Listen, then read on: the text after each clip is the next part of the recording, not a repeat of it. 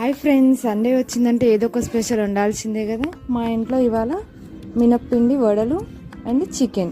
మీరేం చేసుకున్నారు కమెంట్ బాక్స్లో కమెంట్ చేయండి. నేను పప్పు 4 గంటలు నానబెట్టుకున్నాను, మిక్స్లో వేసుకొని మెత్తగా గ్రైండ్ చేసుకున్నానండి.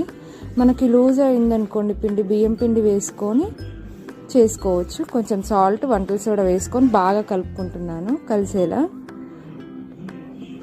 ఒక పక్క ప్యాన్లో ఆయిల్ వేసుకొని అది హీట్ ఎక్కిన తర్వాతకి కొంచెం కొంచెం పిండి తీసుకొని ఇలా క్లాత్ మీద వేసుకొని చేసుకుంటున్నాను. మనం చేతి మీద కూడా వేసుకొని చేసుకోవచ్చు, ఎవరికి ఎలా సులువుగా ఉంటే అలా చేయొచ్చు. కరెక్ట్ షేప్లో ఇలా మంచిగా వస్తాయి. క్లాత్ మీద వేసుకుంటే మనకు పర్ఫెక్ట్ షేప్ వస్తుందండి. ఆయిల్ కూడా ఎక్కువ పట్టదు. పఫీగా మంచిగా మెత్తగా రావాలంటే ఇలా ట్రై చేయండి, బాగుంటుంది.